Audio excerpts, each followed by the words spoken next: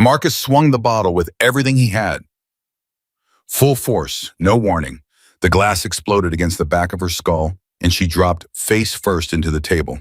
Blood everywhere. He stood over her laughing, shaking broken glass off his hand like it was nothing. His boys hollered and slapped his back like he just scored a touchdown. 5 grown men surrounding 2 women in a bar, and they thought it was funny. They thought she was finished. They thought she was just some girl. They had no idea. The woman bleeding on that table was a Navy SEAL, and she was 3 seconds from waking up and making every single one of them regret the day they were born. Subscribe now, stay with me to the very end, and drop a comment with the city you're watching from. Let me see how far this story reaches. Harper Dalton opened her eyes and the world was sideways. Everything was wrong. The floor was where the ceiling should be. Sounds came in waves like someone was turning a radio dial back and forth. She could taste copper. She could feel something warm sliding down the back of her neck, pooling in the collar of her shirt. Blood, her blood.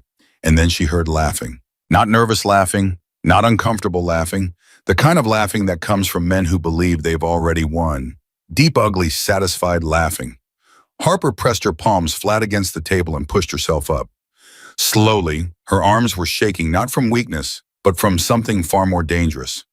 From restraint, from the war inside her own body between the woman she was trying to become and the soldier she had been trained to be. "Stay down, sweetheart," a voice said from somewhere behind her. "You already lost." She didn't turn around. Not yet.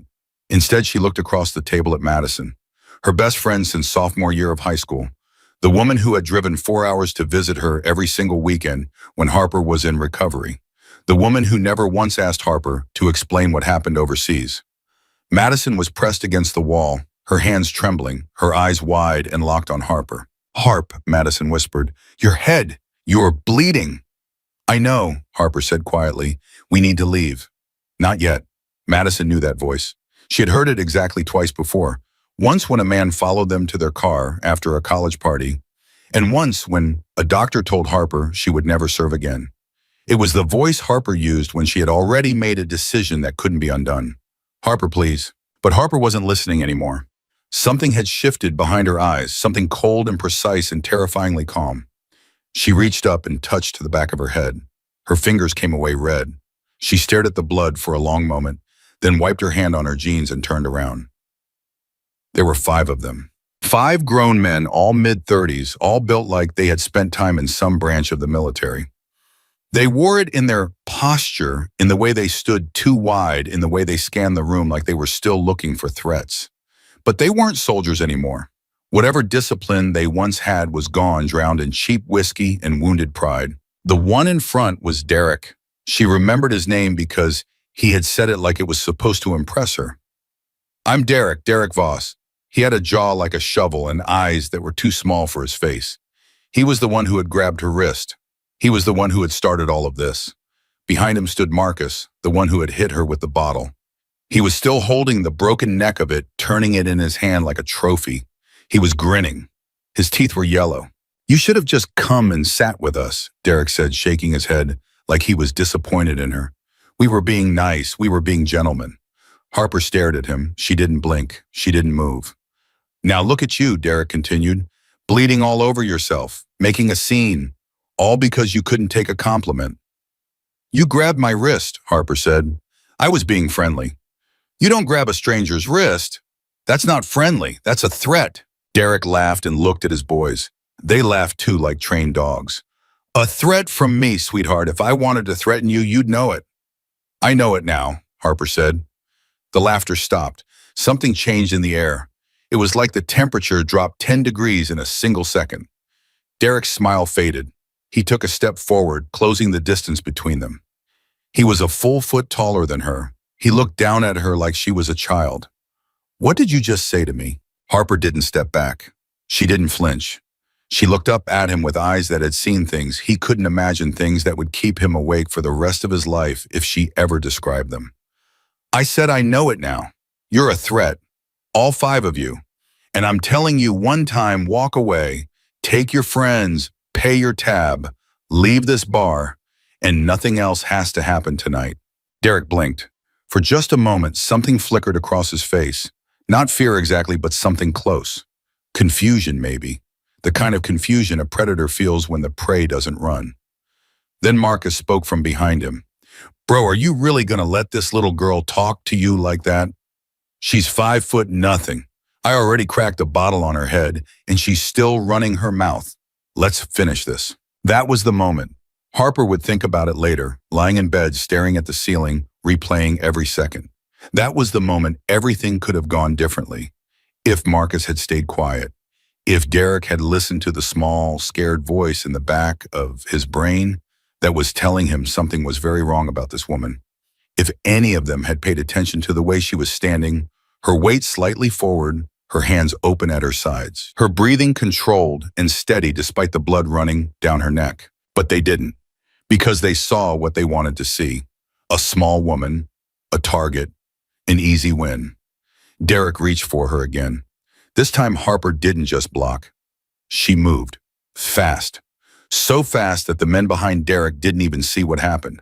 1 second she was standing still, and the next Derek's wrist was bent at an angle that wrists are not supposed to bend, and he was on his knees making a sound that was somewhere between a scream and a whimper. I told you, Harper said, her voice flat and emotionless. I told you to walk away.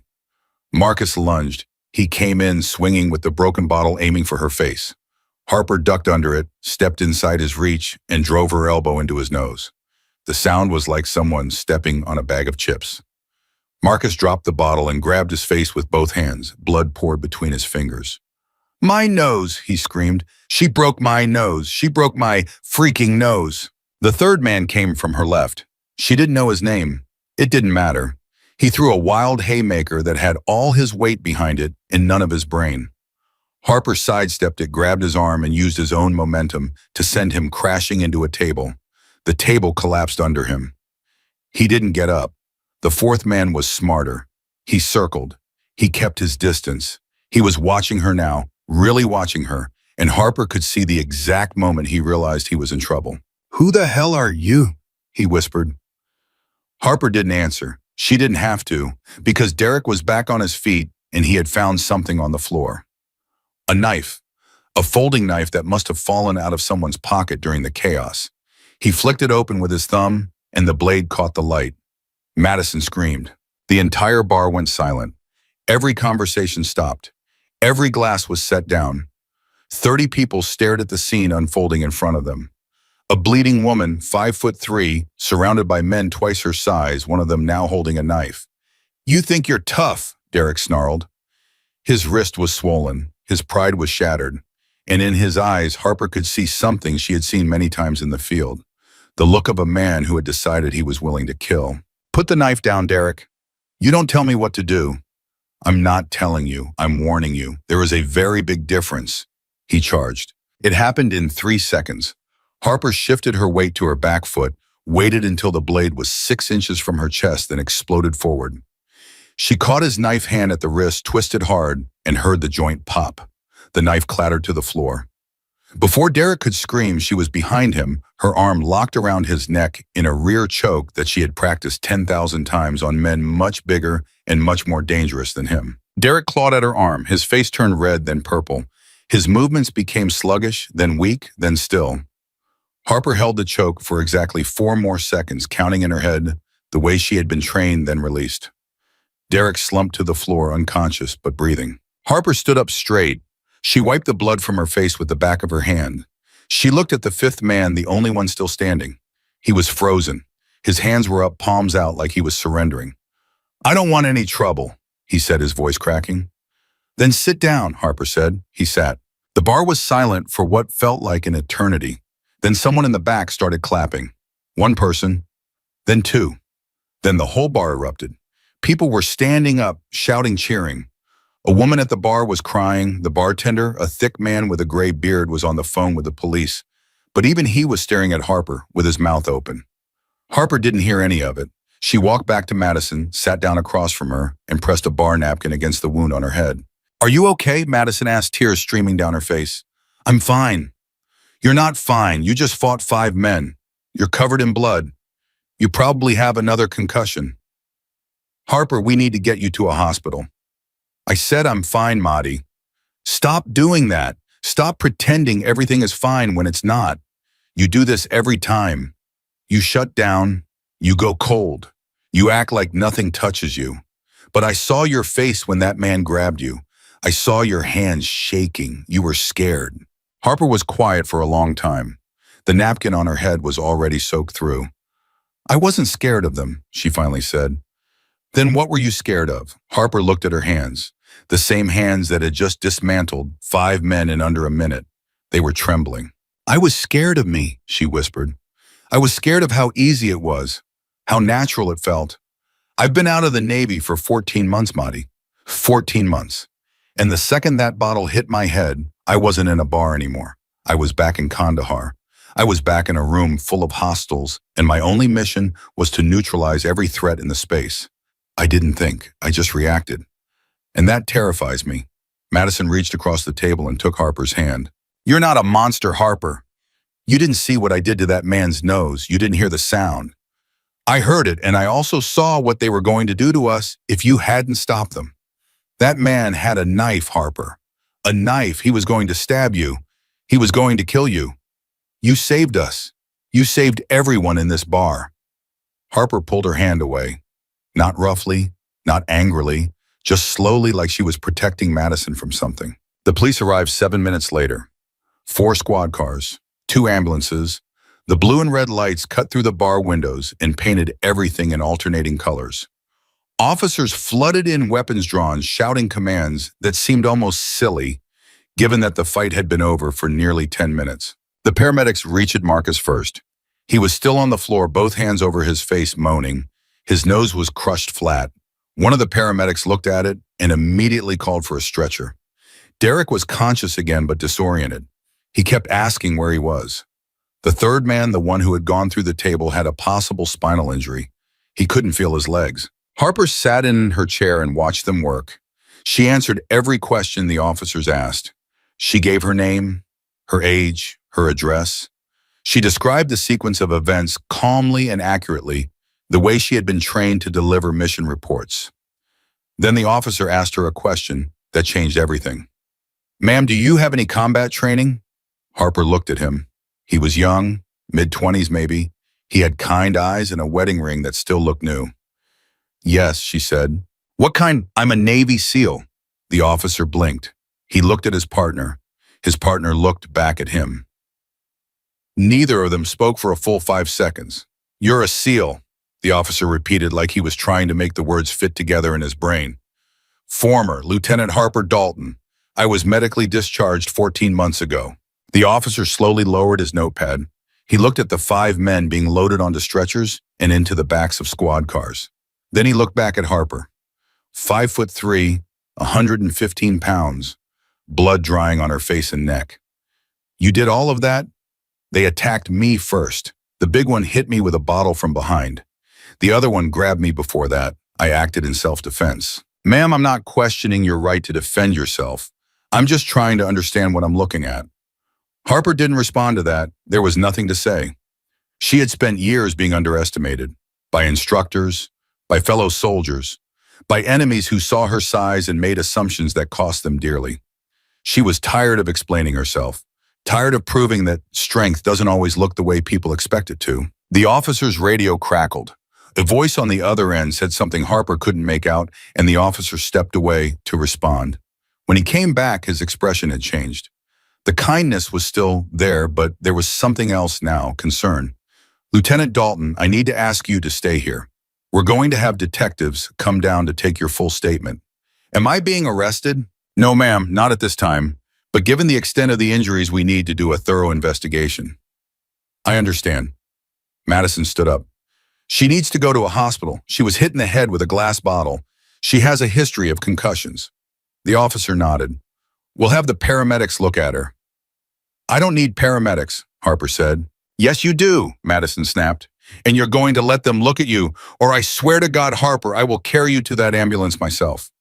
For the first time all night, Harper almost smiled. Almost. It was the faintest twitch at the corner of her mouth there and gone in less than a second. But Madison caught it. She always caught it. The paramedic who examined Harper was a woman in her 50s with steady hands and a no-nonsense attitude. She cleaned the wound, applied butterfly stitches, and shined a light in Harper's eyes. "You've had concussions before," the paramedic said. It wasn't a question. "Yes." "How many documented or total?" The paramedic paused. "Documented." "7. In total?" I stopped counting. The paramedic turned off her flashlight and sat back. "You need a CT scan. Tonight. Your pupils are uneven and you're showing signs of a grade 2 concussion at minimum. I'm recommending transport." "I'll go tomorrow." "You might not wake up tomorrow." That got Harper's attention. She looked at the paramedic, really looked at her, and saw something in the woman's eyes that she recognized. Understanding. Not pity, not judgment. Just the quiet, steady understanding of someone who had seen people push through injuries that should have killed them. "Fine," Harper said. "I'll go." Madison rode with her in the ambulance. Neither of them spoke for the first few minutes. The siren was off, but the lights were on, painting the interior in soft red pulses.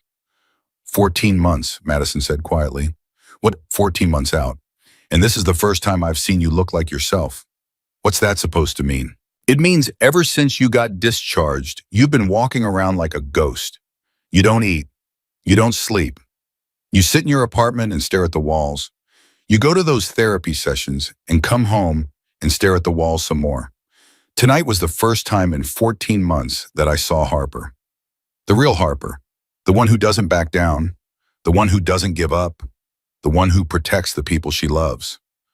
I almost killed a man, Madison. Almost doesn't count. It counts to me." The ambulance hit a bump and Harper winced. The pain in her head was getting worse, not better. She closed her eyes and pressed her palms against her temples, trying to push back the pressure that was building behind her eyes. "They're going to come after me," Harper said.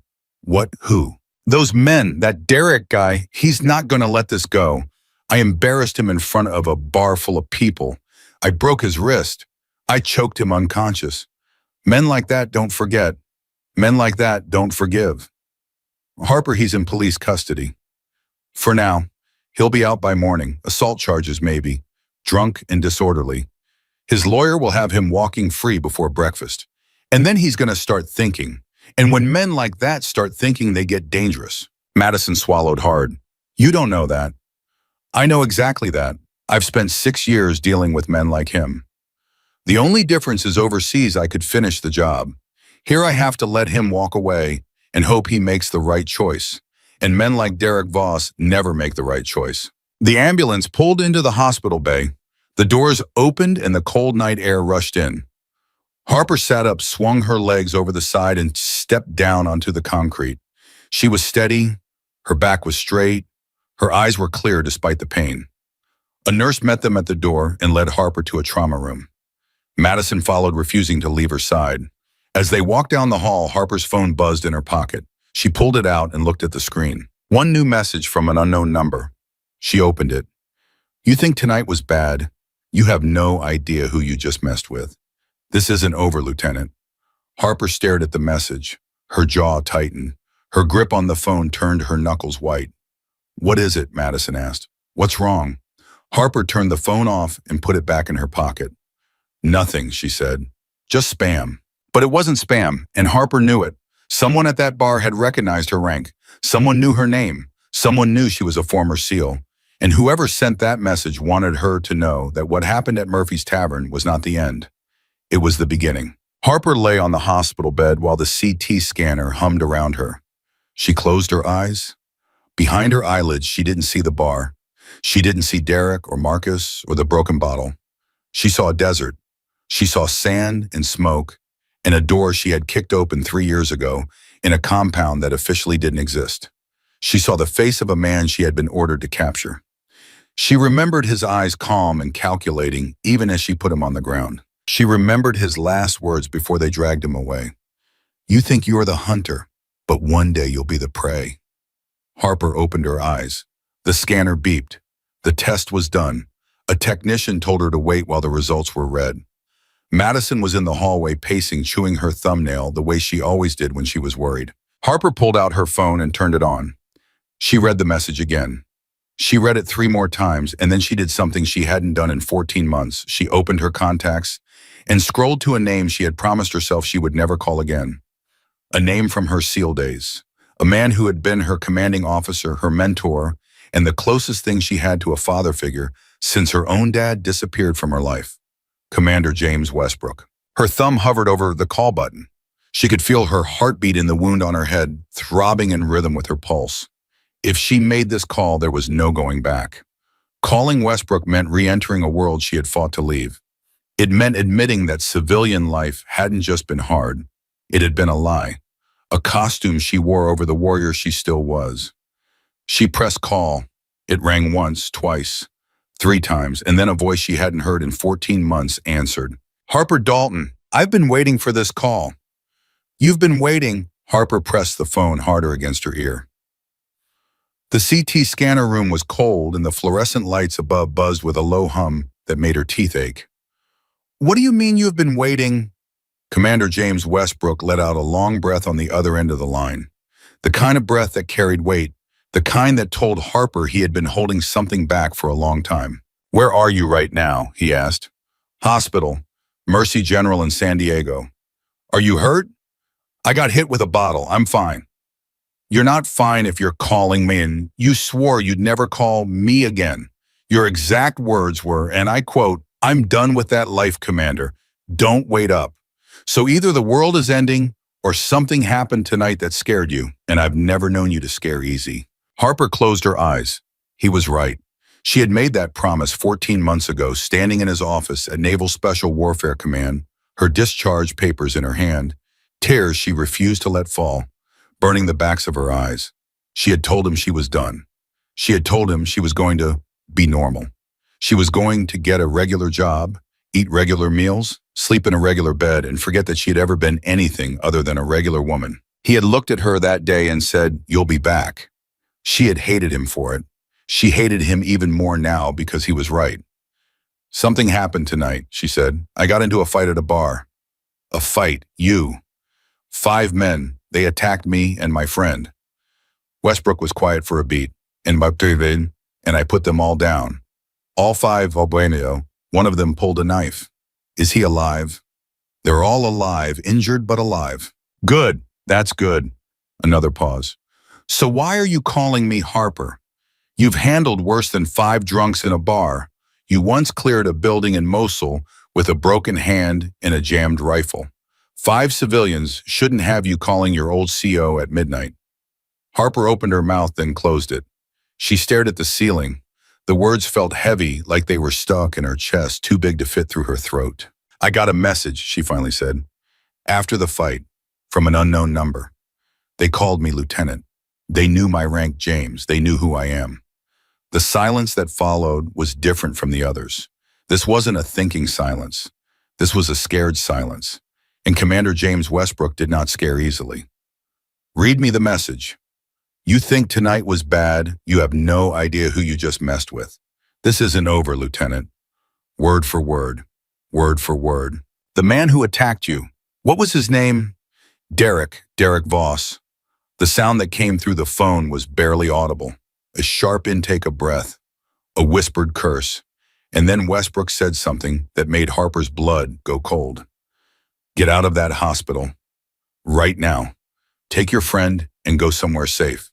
Do not go home. Do not go anywhere predictable. I'll be in San Diego by morning. James, what's going on? Who is Derek Voss? Not on the phone, not like this. Just do what I'm telling you. Trust me. The last time you told me to trust you, I ended up in a cave in Afghanistan with no extraction team for 48 hours. And you survived because you trusted me. Trust me now, Harper. Please. He had never said please before. In 6 years of serving under his command, through missions in 7 countries across 4 continents, James Westbrook had never once said please. He gave orders. He expected them to be followed. Please was not a word that existed in his vocabulary. Until now. I'll go, Harper said. But when you get here, you're telling me everything. Everything, he agreed. The line went dead. Harper sat on the edge of the hospital bed for a long moment, staring at the phone. Her head was pounding. The fluorescent lights felt like needles behind her eyes. But the pain didn't matter. What mattered was the fear she had heard in Westbrook's voice. Real fear. Raw fear. The kind of fear that a decorated Navy commander should never carry. She found Madison in the hallway. Her best friend was sitting in a plastic chair, her legs pulled up to her chest, still wearing the outfit she had picked out so carefully for their night out. Her mascara was smeared. Her hands were shaking. "We need to leave," Harper said. "What the doctor hasn't even given you the results yet." "Now, Madison." Madison looked at her. She searched Harper's face for an explanation, for some sign that this was an overreaction, that Harper was being paranoid. But what she found there was something she had never seen before. Not anger, not determination, fear. "Okay," Madison whispered. "Okay, let's go." They left through a side exit. Harper moved fast, her eyes scanning every corridor, every doorway, every shadow. She grabbed Madison's hand and pulled her through the parking lot toward the street. "Where are we going?" Madison asked, nearly jogging to keep up. "Somewhere they won't look." "They? Who is they?" "I don't know yet, but we're not going to find out by standing still." Harper flagged a cab 2 blocks from the hospital. She gave the driver an address that Madison didn't recognize, a motel on the outskirts of the city that Harper had never mentioned before. When they arrived, Harper paid cash, signed in under a fake name, and led Madison to a room on the second floor. The room was small and ugly and smelled like stale cigarettes, but it had 2 things Harper needed: a deadbolt on the door and a window facing the parking lot. Madison sat on the edge of one of the beds and watched Harper move through the room with a kind of quiet efficiency that was almost robotic. She checked the bathroom. She checked the closet. She locked the deadbolt, then propped a chair under the door handle. She pulled the curtain back just enough to see outside, then turned off every light except the one in the bathroom, which she left on with the door cracked. "Harper." "Yeah, you're scaring me." Harper stopped. She was standing by the window, her silhouette outlined by the dim glow of the parking lot lights. She turned and looked at Madison, really looked at her.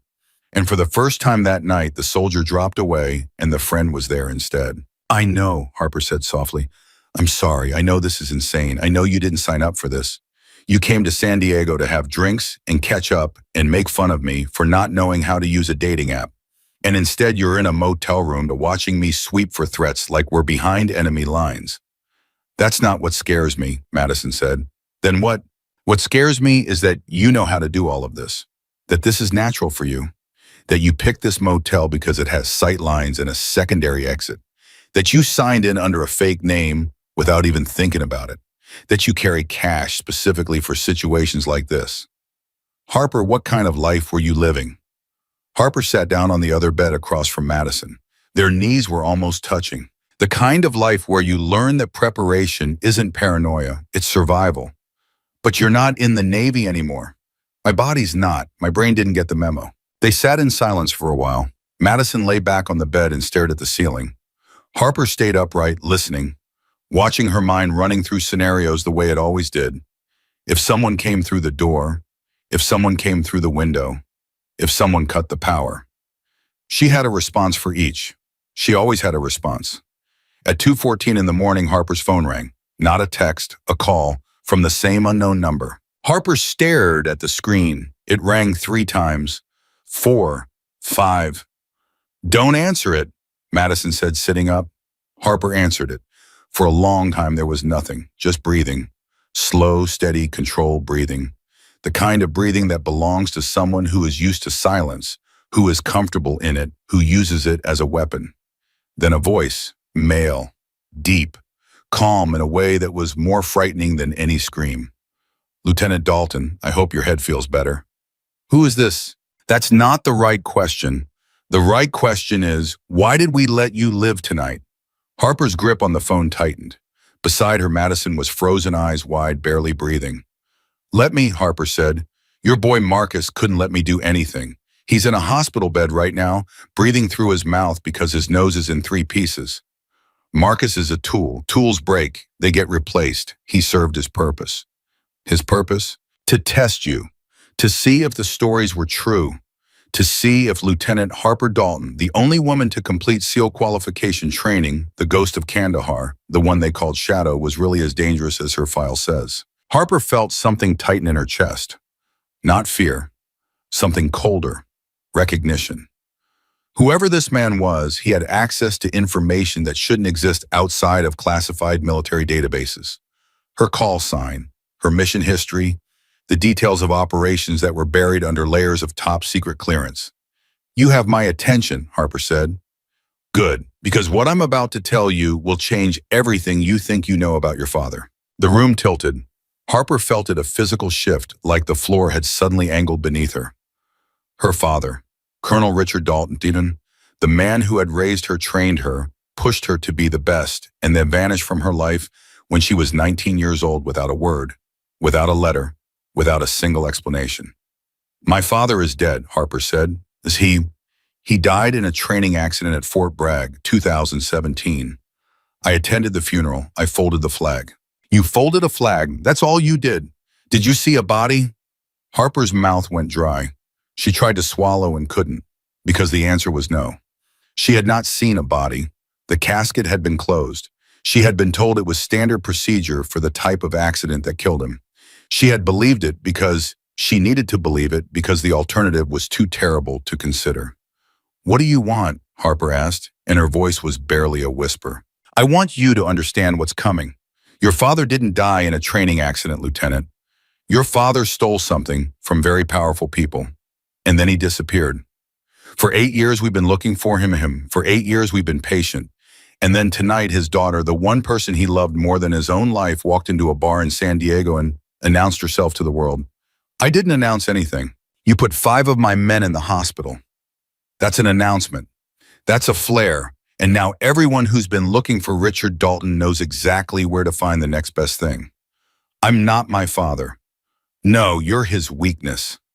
The line went dead. Harper sat perfectly still. Her phone was still pressed against her ear, even though there was nothing left to hear. Her heart was hammering so hard she could feel it in her teeth. Her vision was narrowing, the edges going dark the way it used to in combat, when the adrenaline hit so hard that her body couldn't process anything except the immediate threat. "Harper!" Madison's voice sounded like it was coming from very far away. "Harper, what did he say? Who was that?" Harper lowered the phone slowly. She looked at Madison, and in that moment, her best friend saw something she had never seen in Harper Dalton's eyes before. Not fear, something worse than fear, doubt. The kind of doubt that comes when the ground you've been standing on your entire life suddenly cracks open, and you realize it was never solid to begin with. "My father might be alive," Harper said. "What?" "My father, the funeral, the flag, all of it. It might have been a lie." Madison grabbed Harper's shoulders. "Stop, breathe, talk to me. What are you saying?" But Harper couldn't talk. Not yet. Because her mind was racing through every memory she had of her father, every conversation, every training session, every moment, searching for the crack, the flaw, the one piece that didn't fit. And she found it. She found it instantly, because it had always been there, sitting in the back of her mind like a splinter she could never quite reach. The letter. 3 days before the accident, her father had sent her a letter. Not an email, not a text. A handwritten letter sent from an address she didn't recognize, with no return address. She had been in the middle of SEAL training at the time, pushed to her absolute breaking point, surviving on 3 hours of sleep and pure stubbornness. The letter had said only 3 things. Trust no one. Remember what I taught you. And a string of numbers that she had memorized but never understood. 20 digits, no pattern she could identify. She had assumed it was a code military jargon, something that would make sense later. But later never came, because 3 days after the letter arrived, her father was dead. Or so she had been told. "Give me your phone," Harper said to Madison. "Why?" "Because mine is compromised. They have my number. That means they can track my location. Give me your phone and turn mine off." Madison handed it over without arguing. Harper powered down her own phone and removed the SIM card. Then she used Madison's phone to send a text to a number she had memorized but never saved anywhere. The number belonged to a man named Elijah Cross, former Navy intelligence analyst, current ghost, the kind of man who didn't exist on paper, who had no social media, no address, no driver's license, no bank account. He lived completely off the grid, and the only way to reach him was through a number that changed every 30 days. Harper typed 5 words.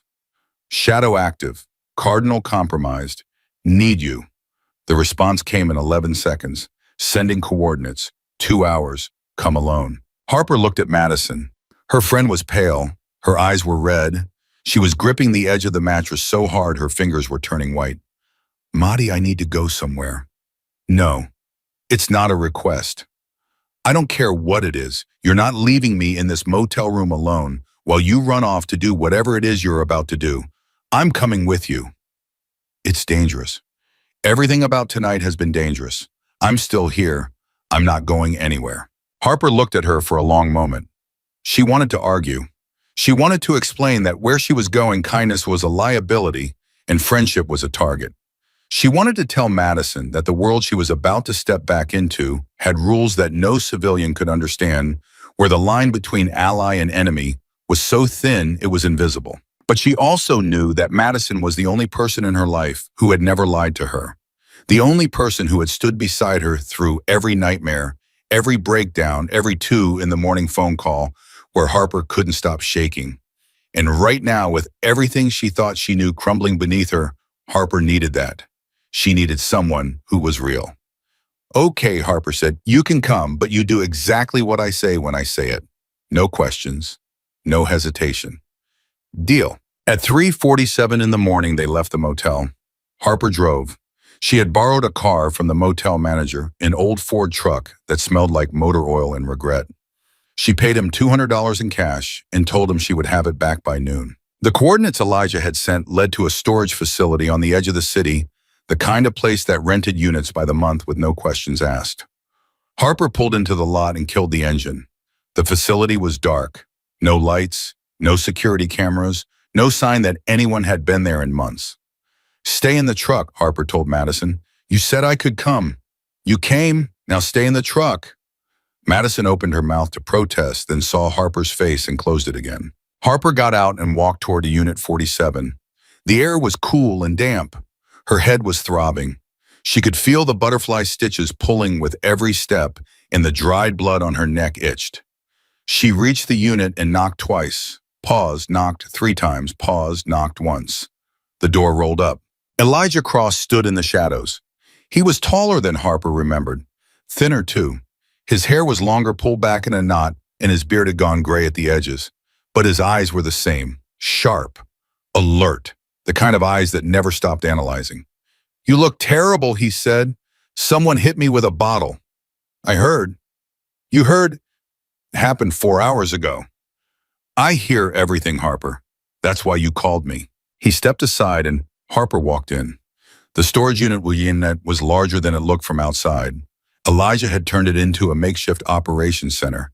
There were monitors, hard drives, maps pinned to the walls, stacks of files that looked like they had been pulled from places where files are not supposed to be pulled from. Harper stopped in the center of the room and turned to face him. Tell me about Derek Voss. Elijah crossed his arms. Derek Michael Voss, age 34, former Army Ranger dishonorably discharged in 2019 for conduct unbecoming. Son of Colonel Martin Voss, who was court-martialed in 2016 for involvement in a military equipment theft ring. The case that ended Martin Voss's career was built on testimony from one man.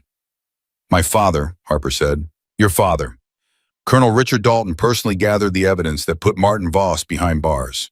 Voss lost everything, his career, his pension, his family name.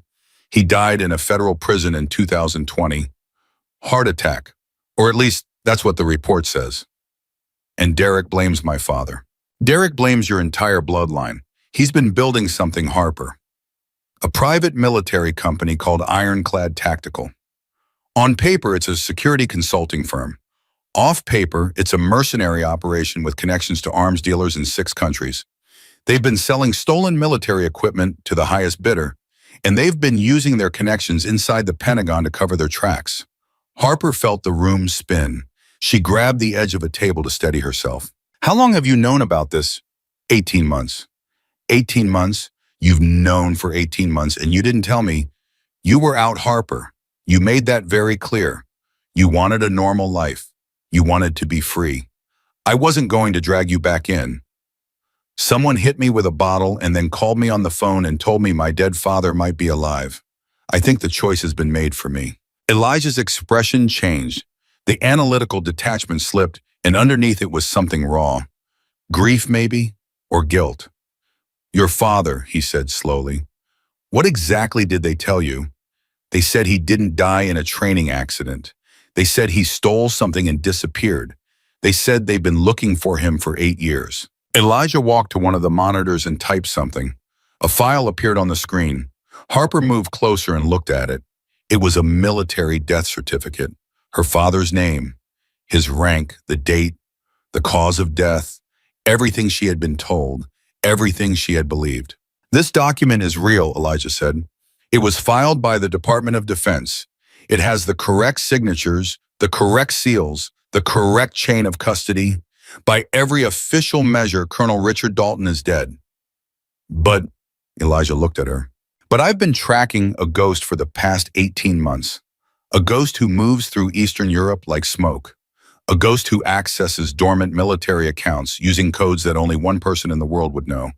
A ghost who 6 months ago sent a single encrypted message to a dead email address that used to belong to you. Harper stopped breathing. I intercepted the message, Elijah said. I decoded it. It took me 3 weeks. You want to know what it said? Tell me. Elijah turned the monitor toward her. On the screen in plain white text against a black background were 4 words. Tell Harper I'm sorry. Harper's knees buckled. She grabbed the table again harder this time, her fingers digging into the metal. The room was spinning. Everything was spinning. Her father, alive, hiding, running. For 8 years, she had grieved a man who was still breathing. For 8 years, she had visited an empty grave and talked to a headstone that meant nothing. Why, she whispered. Why would he do this? Because whatever he stole, Elijah said quietly, was worth more than his own life. And the people he stole it from will burn the world down to get it back. Harper straightened. She wiped her eyes with the back of her hand. The tears had come without her permission, fast and hot, but they were gone now, replaced by something harder, something sharper. Then we find him first, she said. Elijah shook his head slowly. Harper, you don't know what you're walking into. I don't care. You should. These people killed 2 intelligence agents last year trying to find your father. They have people inside every branch of the military. They have resources that make the CIA look understaffed. If you go after him, you're not just risking your life. You're risking everything. Harper leaned forward until her face was inches from his. He's my father, Elijah. He sent me a message. He said he's sorry. That means he wants to be found. And I'm going to find him, with you or without you. Elijah stared at her for a long time. Then slowly the corner of his mouth turned up. Just barely. Just enough. Same Harper, he said. Never could tell you no. He reached under the table and pulled out a black duffel bag. He unzipped it and laid it open on the table. Inside were 3 burner phones, a laptop, a set of car keys, a stack of foreign currency, and a manila envelope thick with documents. Then we start now, he said. Harper reached for the envelope. Inside were photographs. Surveillance photos, blurry and distant, taken from rooftops and across crowded streets. They showed a man, older, gray-haired, wearing a coat she recognized because she had given it to him for Christmas when she was 16. Her father, alive. Harper held the photo with both hands, and for the second time that night, her hands were shaking. But this time it wasn't from fear, it wasn't from adrenaline, it was from something she had buried so deep she had forgotten it existed. Hope. Harper stared at the photograph until her eyes burned. She traced the outline of her father's face with her fingertip, the gray hair she didn't recognize, a slight stoop in his shoulders that hadn't been there before. But his jaw was the same. That stubborn, squared-off jaw that she had inherited, the one her mother used to say could cut glass. Where was this taken? She asked. Prague, Elijah said, 6 months ago. He was moving through the old town district. I had a contact position near a cafe on Karlova Street. He walked past at exactly 7:14 in the morning.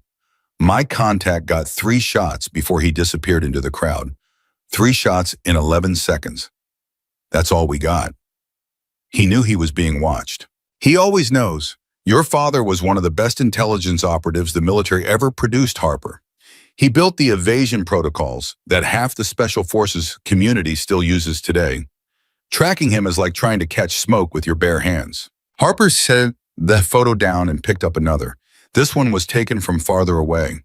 Her father was crossing a bridge, his collar turned up, his hands in his pockets. He looked older, tired. But he was walking with purpose, the way he always did, like every step had been calculated 12 moves in advance. You said he stole something, Harper said. What did he steal? Elijah hesitated. It was brief, less than a second, but Harper caught it. She had spent years reading micro-expressions in interrogation rooms. She knew what hesitation looked like on a man who never hesitated. "Tell me," she said. "A ledger. A digital ledger containing records of every black market arms deal facilitated by Ironclad Tactical over a 7-year period.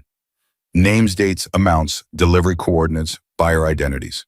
We're talking about billions of dollars in illegal weapons, sales to terrorist organizations, rogue states, and private militias across 4 continents.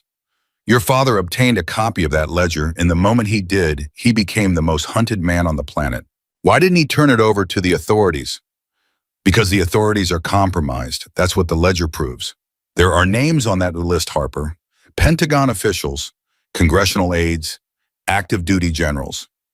People who are supposed to protect this country are the same people profiting from its enemies. Your father realized that if he handed the ledger to anyone inside the system, it would be destroyed and he would be killed. So he did the only thing he could. He ran. He faked his death with help from someone inside the D. Owed to someone he trusted, and he vanished. He's been moving ever since, staying one step ahead, keeping the ledger safe, waiting for the right moment to bring it to light. 8 years, Elijah. He's been running for 8 years. What moment is he waiting for? I don't know, but I think he's close. The message he sent, the one that said, "Tell Harper I'm sorry," that wasn't just guilt talking. That was a signal. He's getting ready to move, and he's reaching out because he knows he can't do it alone anymore. Harper picked up the photographs again. All 3 of them. She held them side by side and studied them the way she used to study satellite imagery before a mission, looking for patterns, looking for tells, looking for the thing that everyone else missed. And she found it. His left hand, she said. What about it? In every photo, his left hand is in his pocket. My father is left-handed. He never puts his dominant hand in his pocket. It's a vulnerability. He taught me that when I was 12. If your dominant hand is hidden, you can't defend yourself. He would never do that unless he was holding something. Elijah leaned in and looked at the photos. His eyes narrowed. Or unless he's injured, he said quietly. Harper felt her stomach drop. She looked at the photos again, closer this time, and she noticed what she had missed. In the 3rd photo, the one taken from the bridge, her father's left sleeve was darker than his right.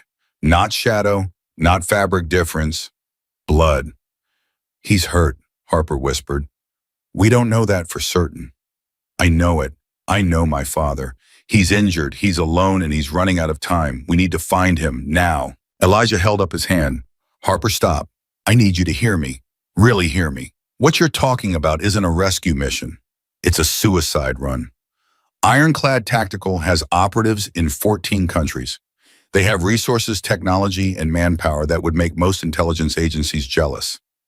And they're not the only ones looking.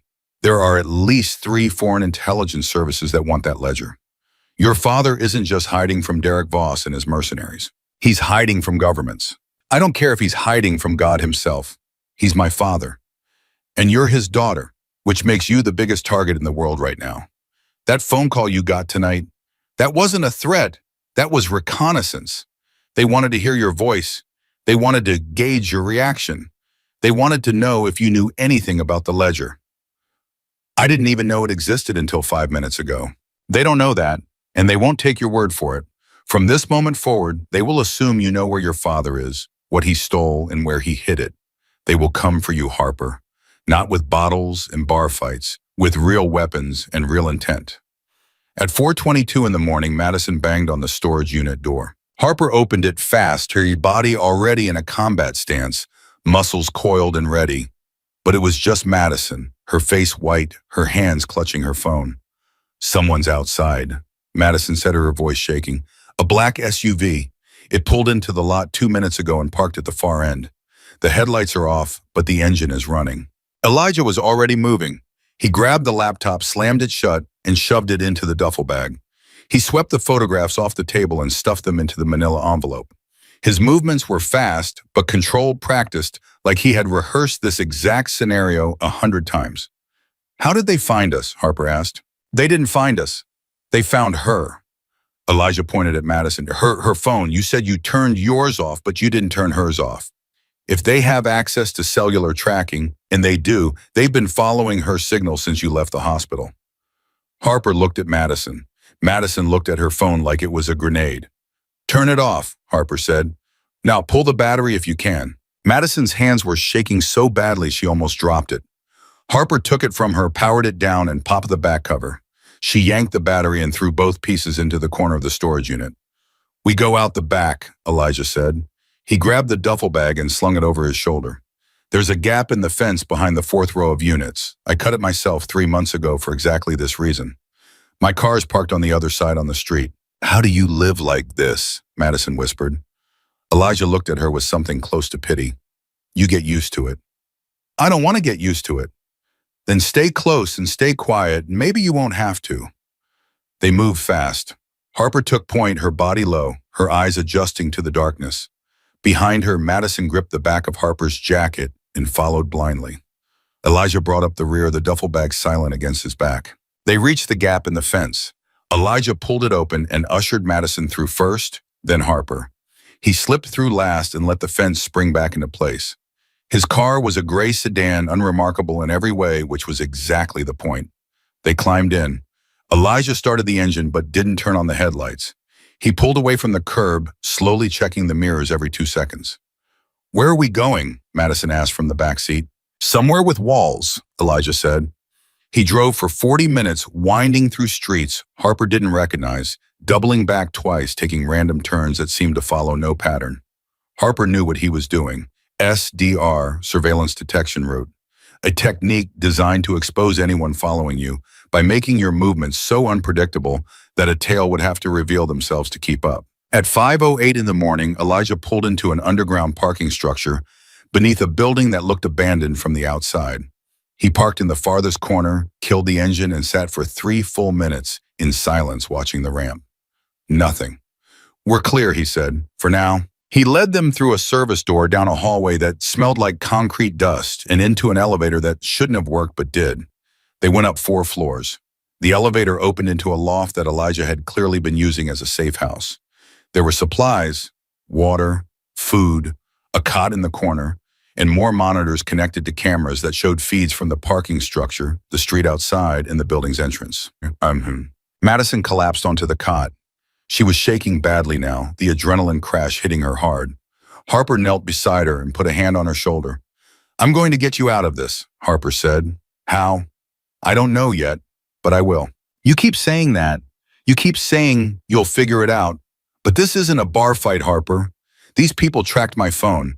They had a car outside that storage unit within an hour. They know your name, your rank, your father. This is real. This is the kind of real that gets people killed. I know. Then stop pretending you have a plan and tell me the truth. Are we going to be okay? Harper looked at her best friend, the girl who had braided her hair in 10th grade, the woman who had held her hand when they told her she'd never serve again. The only person in the world who loved Harper, not for what she could do, but for who she was. No, Harper said quietly. We're not okay, not right now, but I'm going to make it okay, I promise you that. Madison grabbed Harper's hand and held it tight. Her grip was fierce, almost painful, the grip of someone holding on to the only solid thing in a world that had stopped making sense. I believe you, Madison said. I don't know why, but I believe you. At 5:39 in the morning, Elijah called Harper to the monitors. You need to see this. Harper walked over and looked at the screen. Elijah had pulled up a news feed. The headline made her blood freeze. A local reporter was standing outside Murphy's Tavern, the bar where everything had started. Behind her, the parking lot was filled with police vehicles and yellow tape. But that wasn't the story. The story was the scrolling text at the bottom of the screen. Marcus Webb, one of the men injured in the bar altercation, was found dead in his hospital room at approximately 4 a.m. Cause of death is under investigation. Dead, Harper said. I didn't kill him. I broke his nose, that's it. You didn't kill him, Elijah confirmed. Someone else did. Who? Think about it. Marcus was the one who hit you with the bottle. He was also the one most likely to talk. Drunk, stupid, scared, and in police custody. If someone asked him questions about Derek Voss, about Ironclad Tactical, he would have folded in minutes. He was a liability. So they killed him. They silenced him. And they did it while he was in a hospital bed surrounded by nurses and security. That tells you everything you need to know about how far their reach extends. Harper stared at the screen. Marcus Webb, yellow teeth, stupid grin. The man who had smashed a bottle against her head just hours ago. Dead, murdered in his hospital bed to keep him from talking. They'll blame me, Harper said suddenly. The police, the media. I'm the one who put him in that hospital. I'm the one with the military record and the combat training. They'll look at me first. They're already looking. That's why we're here. That's why we don't move until we have a plan. Harper's mind was racing. She could feel the pieces clicking together, falling into place like the components of a mission plan. Her father, the ledger, ironclad tactical. Derek Voss, the dead man in the hospital. Every piece connected to the next, and at the center of it all was a single question that burned hotter than everything else. Where was her father? At 6:02 in the morning, Commander Westbrook called. Harper answered on the first ring. Tell me you're in San Diego. I'm 20 minutes out. Where are you? Safe house. I'll send you coordinates. Harper, listen to me carefully. Marcus Webb is dead. I know, I saw the news. It's worse than the news. San Diego PD has issued a person of interest bulletin in your name. They haven't called it a warrant yet, but it's coming. The DA is under pressure. A former Navy SEAL puts 5 men in the hospital, and then one of them turns up dead. That's a headline they can't ignore. I didn't kill him, James. I know you didn't, but the public doesn't know that, and the people behind this are counting on that confusion. They're framing you, Harper. They're using your own skills against you. Everything you did in that bar to defend yourself is now being weaponized to make you look like a trained killer who went too far. What do I do? You trust me, you let me get to you, and then we figure this out together, but Harper, there's something else. Something I should have told you a long time ago. Tell me now. Not on the phone, 20 minutes. James? 20 minutes, Harper. He hung up. Harper lowered the phone and stared at it. Everyone had secrets. Everyone was holding something back. Her father, her commanding officer, even Elijah, the man who had known about all of this for 18 months and said nothing. You're angry, Elijah said from behind her. I'm furious. At who? Everyone. My father for disappearing and letting me grieve a lie. You for knowing the truth and keeping it from me. Westbrook for whatever it is he's about to tell me that he should have told me years ago. Every single person I trusted had a piece of this puzzle, and not one of you thought I deserved to see the whole picture. We were trying to protect you. Harper spun around. Her eyes were burning not with tears, but with a fire that Elijah had seen only once before in a briefing room in Yemen, when Harper learned that a mission had been compromised by someone on their own team. Protect me. You left me in the dark for 8 years.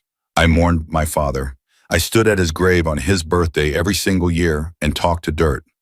I told that headstone about my SEAL training. I told it about my discharge. I told it I was sorry I couldn't be stronger. I poured my heart into the ground because I thought that was the only way I could still talk to him. And he was alive. He was alive in Prague, drinking coffee and crossing bridges and watching the world go by while his daughter was breaking apart. He didn't have a choice, Harper. Everyone has a choice. He chose to leave me. He chose to save you. If he had stayed, if he had gone public with the ledger, they would have killed him. And then they would have come for you, not to hurt you, to use you, to leverage you against anyone who might have a copy. Your father didn't disappear because he stopped loving you. He disappeared because loving you was the only thing he had left, and he would rather you think he was dead than put you in the crosshairs. Harper turned away. She put both hands on the table and leaned forward, head down, breathing hard. She could feel the wound on the back of her head pulsing with every heartbeat. She could feel the exhaustion, the bone-deep weariness, and that comes not from physical effort, but from emotional devastation. The string of numbers, she said without looking up. What? 3 days before the supposed accident, my father sent me a letter. It had a string of 20 numbers.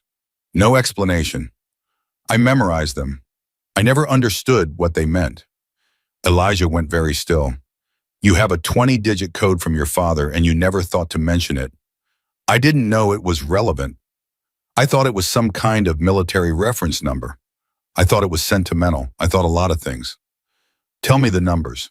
Harper recited them from memory. She had never written them down. She had never typed them into a phone or a computer. They existed only in her mind exactly as her father had written them in his cramped, precise handwriting. Elijah typed the numbers into his laptop. His fingers moved faster than Harper expected. He ran them through 3 different decryption algorithms, 2 database searches, and a coordinate mapping tool. For 2 full minutes, nothing happened. The screen cycled through results all negative. Then the 4th algorithm hit. Elijah's face changed. Not subtly, dramatically. His eyes went wide, his mouth opened. The color drained from his face so quickly it was like watching someone pull a plug. "What?" Harper demanded. "What is it?" "It's a bank, a private vault in Zurich. The numbers are an access code. Account holder anonymous. Contents 1 encrypted hard drive deposited 8 years ago. The ledger. Your father gave you the key to the ledger, Harper.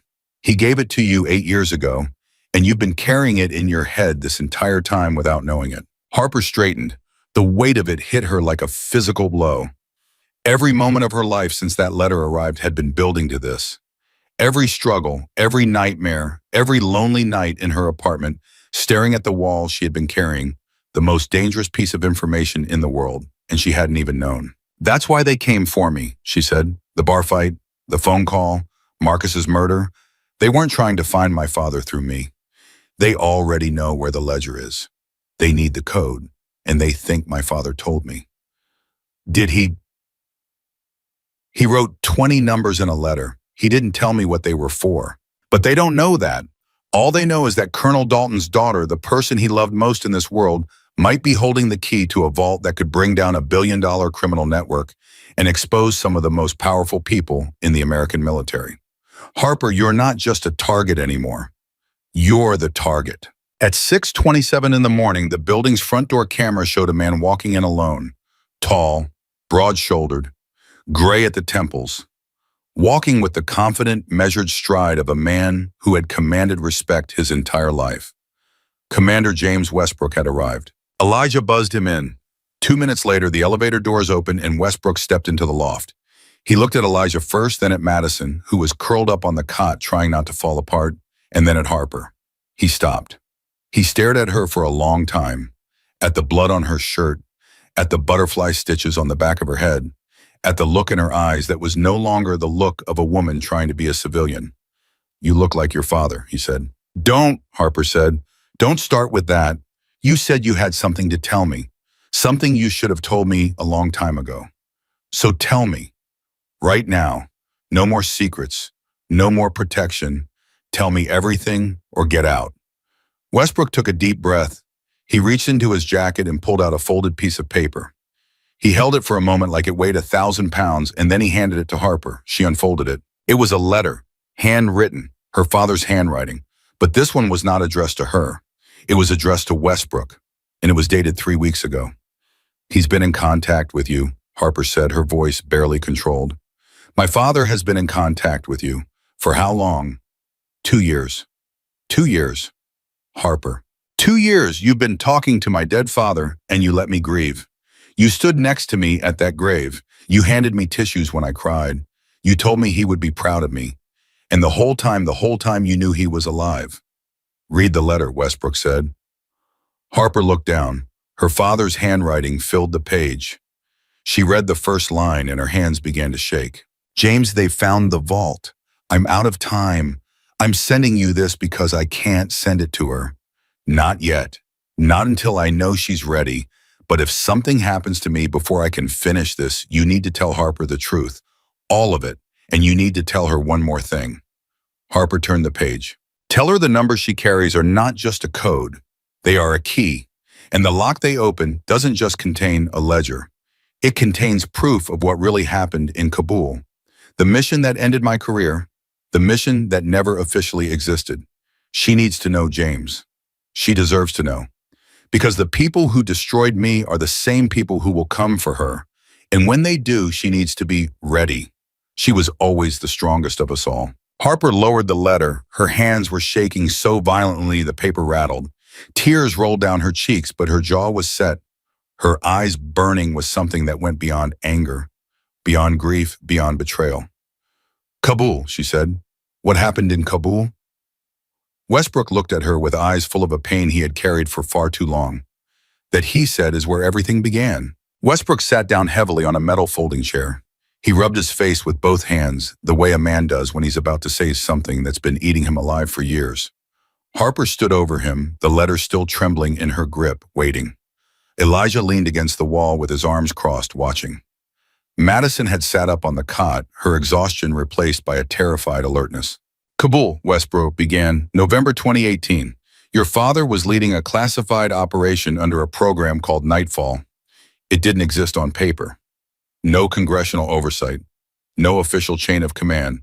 It was run out of a black budget office inside the Pentagon by a man named General Arthur Gaines. I know that name, Harper said. You should. He signed your father's death certificate. Harper felt like she'd been punched in the chest. General Arthur Gaines, she had met him once at her father's memorial service. He had shaken her hand, looked her in the eye, and told her that her father was one of the finest officers he had ever known. He had spoken at the ceremony. He had called Richard Dalton a hero, and he had signed the document that erased him from the world. Keep going, Harper said through clenched teeth. Nightfall was supposed to be a weapons interdiction program. Your father's team was tasked with tracking stolen American military equipment in the region, finding it and destroying it before it ended up in enemy hands. Simple enough on the surface, but 3 months into the operation, your father discovered something that changed everything. The equipment wasn't being stolen, Harper said. It wasn't a question. She could feel the shape of the truth before Westbrook even said it. No, it wasn't being stolen. It was being sold, deliberately, by people inside our own military. Gaines had built a pipeline. American weapons manufactured for the United States Armed Forces were being rerouted through shell companies and sold to militant groups across the Middle East and North Africa. Ironclad Tactical was the middleman. They handled logistics, transport, and payment processing through offshore accounts. And the profits were being funneled back to a network of officials in Washington who were using the money for everything from political campaigns to personal enrichment. How many people were involved? At the time your father discovered it, we estimated between 40 and 60 individuals across the military intelligence community and Congress. Some were active participants. Others were silent beneficiaries who looked the other way in exchange for a cut. And my father found proof. Your father did more than find proof. He copied the entire financial record of the operation. Every transaction, every name, every dollar. He embedded it in an encrypted hard drive that couldn't be accessed without a specific 20-digit code. The numbers he sent me. The numbers he sent you. Harper looked at the letter again. Her father's handwriting blurred through her tears. She blinked hard and forced herself to focus. What happened in Kabul, James? What happened on the mission? Westbrook went quiet. Not the strategic silence of a man choosing his words carefully. The raw, gutted silence of a man reliving the worst night of his life. November 14th. Your father was running a routine interdiction with a 6-man team. They were supposed to hit a warehouse outside Kabul where a shipment of stolen Javelin missiles was being stored. Standard operation, in and out, 45 minutes maximum. But it wasn't routine. It was a trap. Gaines knew your father was getting close to the truth. He knew your father had accessed the financial records. So he fed him false intelligence. He sent your father's team into a warehouse that was rigged to blow. The plan was simple. Kill the team, destroy the evidence, blame it on enemy action. No investigation, no questions.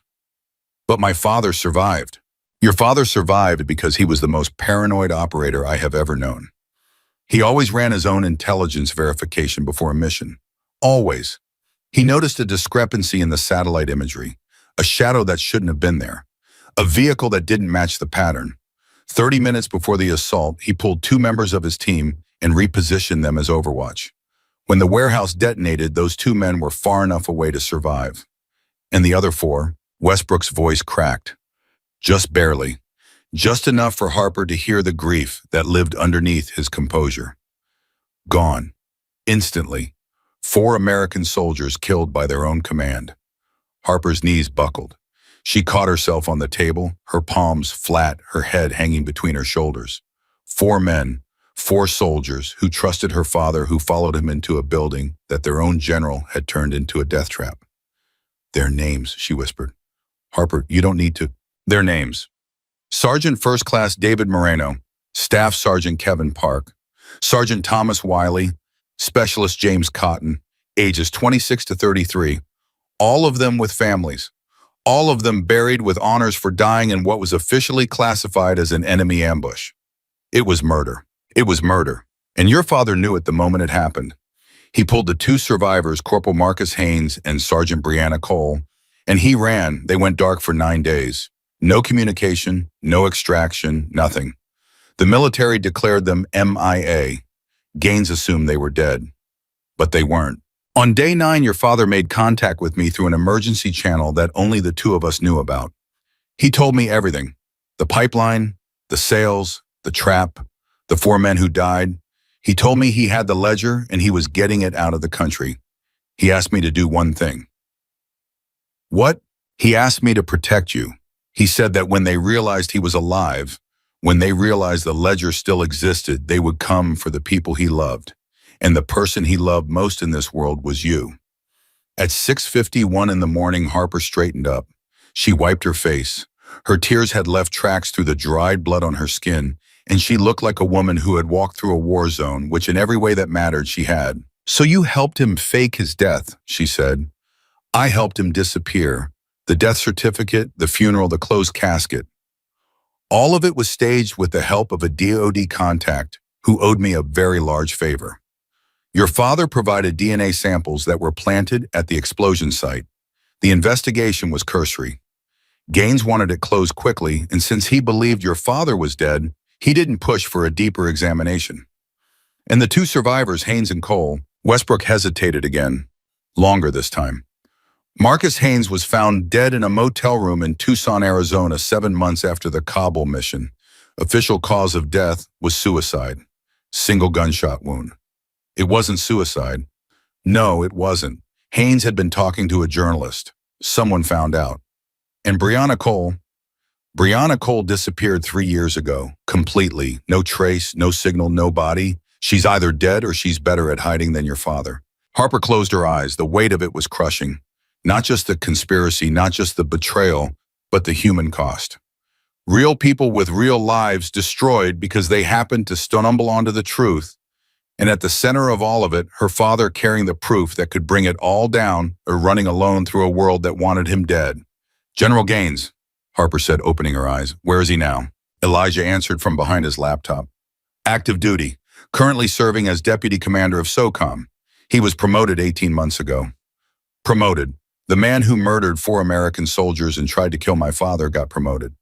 He got promoted because he's untouchable. His connections run all the way to the top. He has allies in the Senate Armed Services Committee, the intelligence community, and the defense contracting industry. The man is a fortress. Every fortress has a door, Harper said. And every door has guards, Elijah countered. Harper going after Gaines directly would be insane. He has the full weight of the United States military apparatus behind him. One wrong move and you don't just go to prison. You disappear, the same way Brianna Cole disappeared.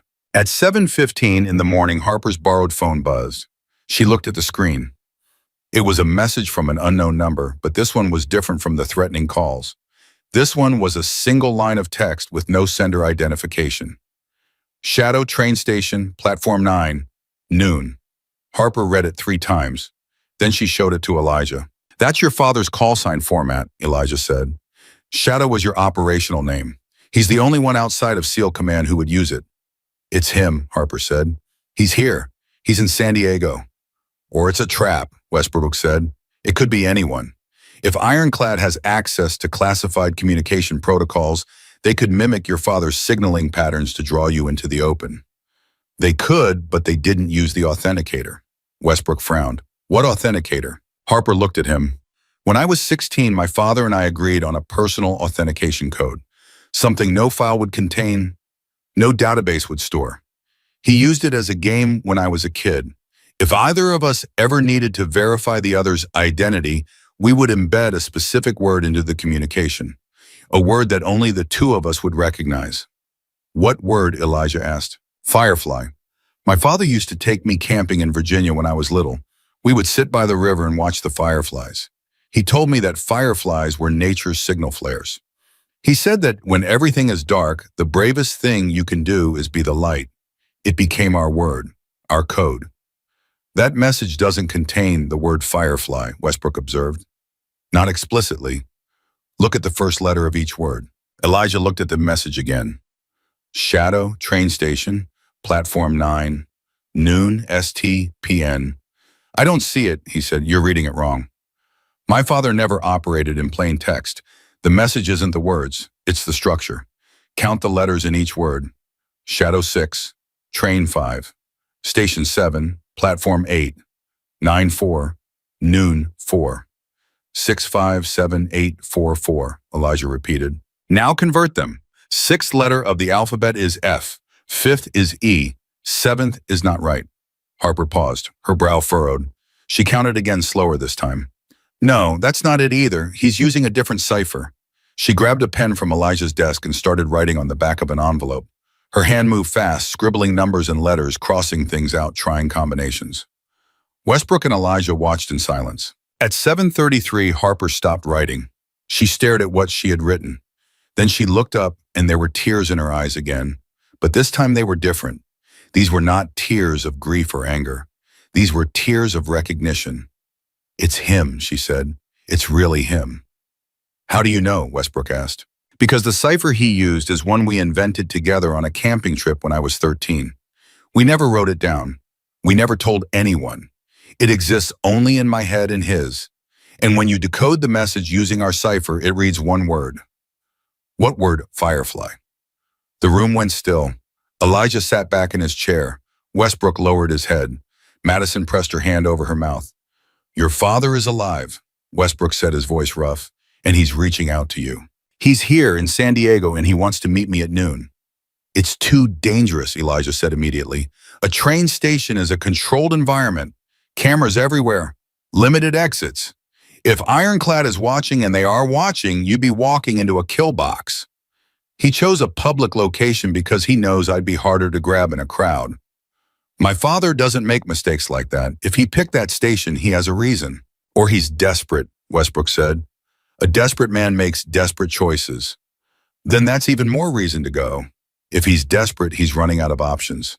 And if I don't show up, he disappears again. Maybe forever this time. At 8:02 in the morning, Harper made a decision. She was going. No debate, no discussion. She was going to that train station, and she was going to see her father for the first time in 8 years. But she wasn't going blind. She had 4 hours to prepare, and she intended to use every second. Elijah, I need floor plans of the station. Every entrance, every exit, every service corridor. I need camera positions and security patrol schedules. Already pulling them up. James, I need you to run interference. If San Diego PD is looking for me, I need to move through that station without being flagged. Can you make some calls? I'll handle it. Madison. Harper turned to her friend. Madison looked back at her with exhausted, terrified eyes. I need you to stay here. No. Marty, this isn't the bar. This isn't a motel. Where I'm going, if something goes wrong, people could die. Real people. I can't protect you and complete the mission at the same time. You keep calling it a mission. It's not a mission, Harper. It's your dad. You're going to see your dad. And I'm your best friend. I've been here since the beginning of this nightmare, and I'm not leaving now. Madison. Don't you Madison me. I held your hand when you cried at that grave. I sat with you on the anniversary of his death every single year. I drove 4 hours just to make sure you ate dinner. If he's alive, I want to see your face when you see him. I earned that. I earned it. Harper stared at her. She wanted to argue. Every tactical instinct in her body screamed that bringing a civilian into a potential combat zone was irresponsible, reckless, dangerous. But Madison was right. She had earned it. Not through training or skill, but through love. Through years of unwavering, stubborn, relentless love that had kept Harper alive in ways that no amount of combat training ever could. You stay behind me, always. If I say run, you run. If I say drop, you hit the floor. No questions. Deal. At 9:14 in the morning, Elijah pulled up a series of surveillance feeds from the train station's security network. How did you get access to those? Westbrook asked. You don't want to know. You're right, I don't. Elijah walked them through the layout. Platform 9 was at the far end of the station, partially under construction, which meant fewer cameras and less foot traffic. It also meant fewer witnesses if something went wrong. Your father chose this platform because it has a service tunnel that connects to the maintenance yard. If he needs to disappear, he can be gone in seconds. That's smart. That's classic Richard Dalton. It also means we have an escape route, Harper said. If you can reach it, the tunnel entrance is 40 meters from the platform edge.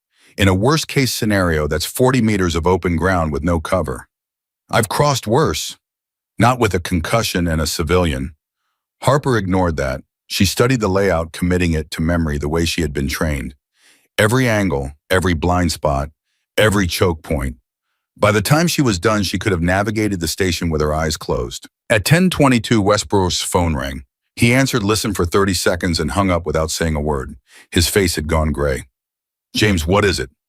That was my contact at Naval Intelligence. General Gaines flew into San Diego this morning. Private jet, no official schedule, no public itinerary. Gaines is here. He landed 45 minutes ago. That's not a coincidence, Elijah said. He knows your father is in the city. How? Harper demanded. How could he know? Because someone told him, Westbrook said quietly. Someone in this chain is compromised. Someone who knows about the message about the meeting about Platform 9. The three of them looked at each other. Harper looked at Elijah. Elijah looked at Westbrook. Westbrook looked at Harper. Don't, Westbrook said, reading her expression. Don't even think it. Someone told Gaines. There are only 3 people who know about that message. You, Elijah, and me. I know. I didn't tell him, which means one of you did. Harper, I have given my entire career to protecting your father and protecting you. I have lied to admirals, falsified documents, and put my pension on the line every single day for 8 years. If you think for 1 second that then explain how Gaines knew to come to San Diego today. Right now, explain it. Westbrook opened his mouth, then he closed it, because he couldn't explain it. And that silence was louder than any accusation. Elijah spoke. It's not James, and it's not me. Think bigger. Who else knew Harper was in San Diego? Who else knew about the bar fight, the hospital, the police report? Derek Voss, Harper said. Derek Voss, who is connected to Ironclad Tactical, which is funded and protected by General Gaines. The bar fight made the news. Harper's name was in the police report. Her military record was accessed. The moment her name hit a database, Gaines would have been alerted. He doesn't need a mole. He has the entire system. At 11:09, Harper stood in front of a mirror in the safe house bathroom. She had washed the blood off her face and neck. She had changed into clothes Elijah had provided: dark jeans, a black long-sleeve shirt, boots with good traction. She looked at herself and barely recognized the woman staring back. 24 hours ago, she had been sitting in her apartment eating cereal and watching bad television, trying to pretend that her life was normal, trying to pretend that the nightmares didn't come every night, trying to pretend that the woman in the mirror was just Harper, just a girl from Virginia who liked camping and fireflies, and her best friend Madison. That woman was gone. The woman in the mirror now had blood under her fingernails, had a wound on her head held together by butterfly stitches, had the names of 4 dead soldiers carved into her memory, had a father who was alive and waiting for her at a train station 40 minutes away. Are you ready? Westbrook asked from the doorway. I've been ready my whole life, Harper said. I just didn't know it. At 11:31, they left the safe house. Elijah drove. Westbrook rode in the passenger seat, his phone pressed to his ear, quietly coordinating with contacts who could help them move through the city without being flagged. Madison sat in the back with Harper, their hands intertwined on the seat between them. Neither of them speaking, because there was nothing left to say that hadn't already been said with the grip of their fingers. At 11:47, Elijah parked 4 blocks from the station. He turned off the engine and looked at Harper through the rear-view mirror. I'll be on comms. Earpiece channel 3. If anything feels wrong, you say the word, and I pull you out. What's the word? Madison asked. Elijah looked at Harper. Harper looked at him. Firefly, she said. At 11:53, Harper walked into the train station. Madison was 2 steps behind her, dressed in a baseball cap and sunglasses that Elijah had given her.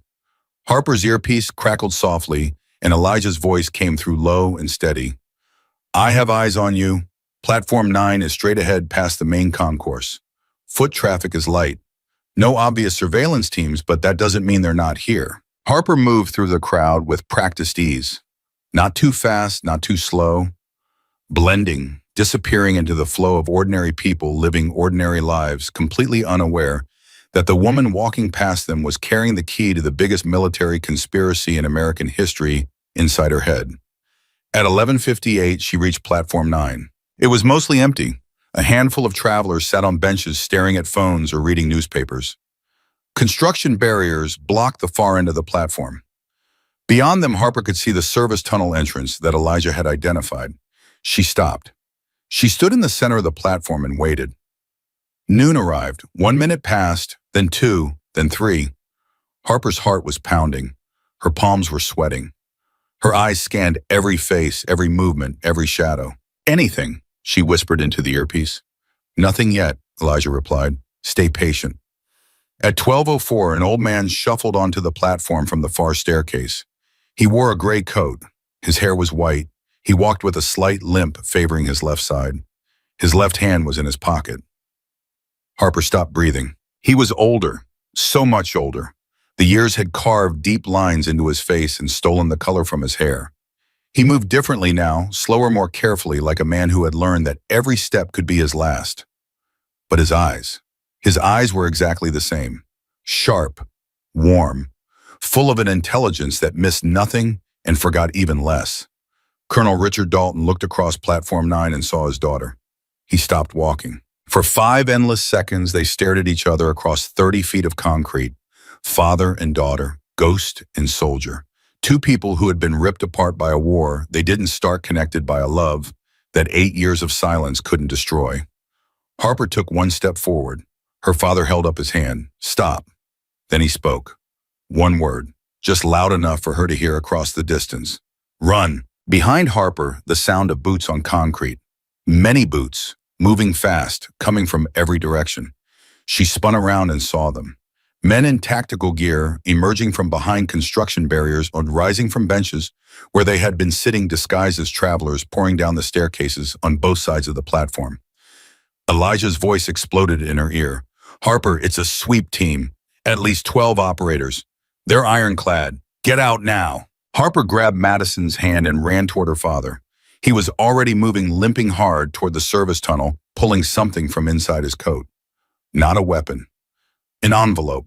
He shoved it into Harper's hands as she reached him, his fingers gripping hers for 1 desperate second. The vault, he gasped. They cracked the first layer. You need to get there before they break through. Everything depends on this. Dad, come with me. I can't run fast enough. Not anymore. Go. Now. I'm not leaving you. Richard Dalton looked at his daughter. For 1 moment, the spy, the fugitive, the ghost, all of it fell away. And he was just a father looking at his little girl. You were always the bravest of us, he said. Now prove it. Go. He pushed her toward the tunnel. Then he turned and walked directly toward the advancing operators, his hands raised, his back straight, buying her time with the only thing he had left.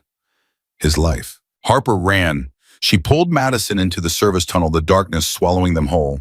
Behind them she heard shouting. Commands. The sound of a man being forced to the ground.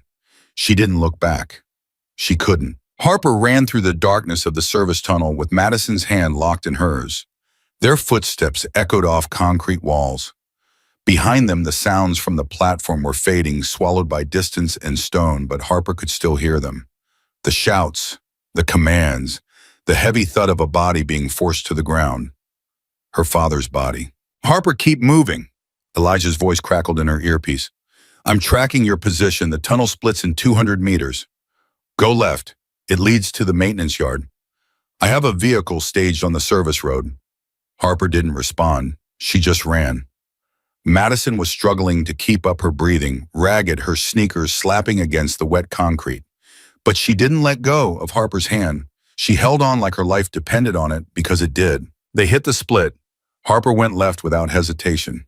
50 meters later, a metal door appeared. Harper kicked it open, and daylight blinded them both. They stumbled into a gravel yard filled with rail equipment and parked maintenance vehicles.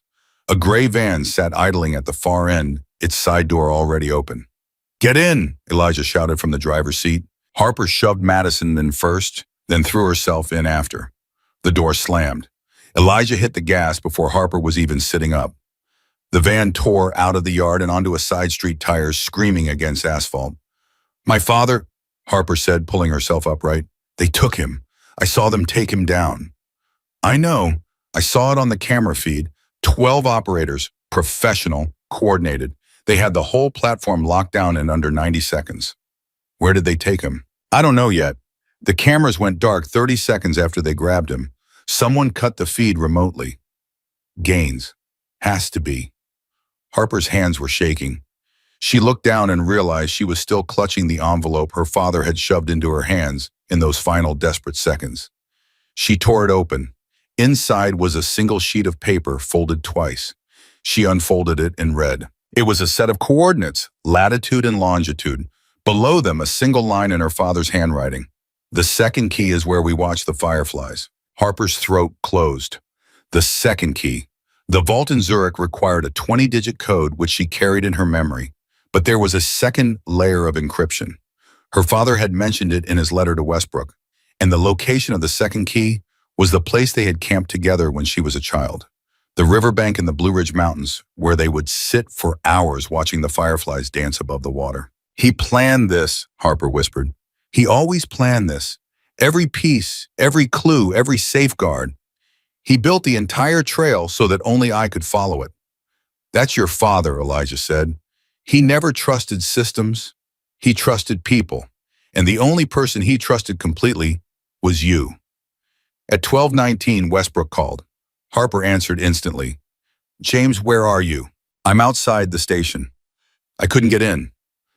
They had the perimeter locked down before I even reached the entrance. Harper, I saw them load a man into a black transport vehicle. Unmarked. Government plates. They headed east on the freeway." "Can you follow them?" "I'm trying, but they're moving fast and they have at least 2 escort vehicles. This isn't a kidnapping, Harper. This is a military extraction. Gaines is treating your father like a captured enemy combatant, because that's what he is to them. My father has the evidence that can destroy them all. They'll interrogate him. They'll try to break the encryption. And when they can't, they'll try to get the code. He won't give it up. He doesn't have it. I have it, which means they'll figure that out eventually, and then they'll come for me." "How long?" "Hours, maybe less. Gaines is smart. He'll realize quickly that my father doesn't have the access code. And when he does, he'll redirect every resource he has toward finding me." At 12:41, Elijah pulled the van into the underground parking structure beneath the safe house. They moved quickly, taking the elevator up to the loft. Madison collapsed against a wall the moment they were inside. She was pale. Her hands wouldn't stop shaking, but she was still standing, still present, still refusing to fall apart. Harper went straight to Elijah's monitors. She pulled up a map and entered the coordinates from her father's note. The pin dropped on a location in Virginia, Nelson County, deep in the Blue Ridge Mountains, a stretch of river with no name that appeared on any official map. "I need to get to Virginia," Harper said. "That's a 5-hour flight, and every airport in the country will have your face flagged within the hour. Then we drive. 40 hours. You don't have 40 hours. Then find me another way." Elijah stared at her for a moment. Then he picked up one of the burner phones and dialed a number. "Who are you calling?" Harper asked. "Someone I promised myself I would never call again. We're even now." He turned away and spoke quietly into the phone. The conversation lasted less than 2 minutes. When he hung up, his expression had changed. Harder, more resolved. "There's a private airfield in Oceanside, 30 minutes north. A cargo pilot who owes me his life is willing to fly us to a strip in Charlottesville. No manifests, no passenger records. We leave in 1 hour." "Us? You think I'm letting you do this alone?" Harper looked at him. She wanted to say something, but the word stuck, so she just nodded. It was enough. At 1:11 in the afternoon, Harper sat down next to Madison. Her friend was staring at the floor, her arms wrapped around herself, rocking slightly. "Maddie, I know what you're going to say.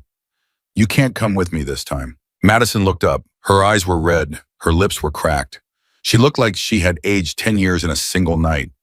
"I know," she said. "I know I can't. I'm not a soldier. I'm not a spy. I'm a nurse from Virginia who braids hair and watches reality TV and worries about her best friend every single day. I can't follow you into whatever comes next. But I need you to hear me, Harper. I need you to actually listen. I'm listening. Come back. Whatever you do, wherever you go, however bad it gets, you come back. You don't get to disappear like your father. You don't get to become a ghost. I already grieved one person I love. I'm not doing it again. Harper pulled Madison into a hug. She held her tight the way she had held her after their first high school. Heartbreak after Madison's mother's funeral, after every terrible thing that life had thrown at them. She held her like it was the last time because part of her feared it might be. I'll come back, Harper said into Madison's hair. I promise, Vistapus. You better, because if you don't, I'm coming to find you, and I won't be polite about it. Harper almost laughed, almost. At 1:58, Westbrook arrived at the safe house. He looked grim. He looked 10 years older than he had that morning. I lost them, he said. The transport vehicle went through a military checkpoint near Miramar. I couldn't follow without credentials, and my credentials were revoked 2 hours ago. Revoked? Gaines moved fast. I've been flagged as a security risk. 32 years of service, and as of noon today, I don't exist in the system anymore. My clearance, my access, my pension, all gone. James, I'm sorry. Don't be. I made my choice a long time ago. I chose your father. I chose the truth, and I'd make the same choice again. He paused. Where are we? Virginia. We're going to Virginia. My father left coordinates. The second encryption key for the vault is hidden at a location only he and I know about. And then we go to Zurich. We open the vault. We take the ledger, and we burn Gaines to the ground. Westbrook looked at her for a long time. Then he reached into his jacket and pulled out a small leather case. He opened it and held it out to her. Inside was a challenge coin, the kind that special forces operators carry. On one side was the Navy SEAL trident, on the other an inscription that Harper had seen only once before on the day she earned it. The only easy day was yesterday, Westbrook said. Your father gave me this the day you graduated from BUD/S. He said it was the proudest moment of his life. He asked me to give it to you when the time was right. His voice broke. I think the time is right. Harper took the coin. She closed her fingers around it and felt the metal warm against her palm. Her father's pride, her father's love, compressed into a piece of bronze that fit in the palm of her hand. At 3:37 in the afternoon, a twin-engine cargo plane lifted off from a private airfield in Oceanside, California. On board were Harper Dalton, Elijah Cross, and Commander James Westbrook. Madison had been placed in a car, driven by one of Elijah's contacts, heading to a safe location in Nevada, where she would wait. The flight was rough. Turbulence shook the small plane like a toy.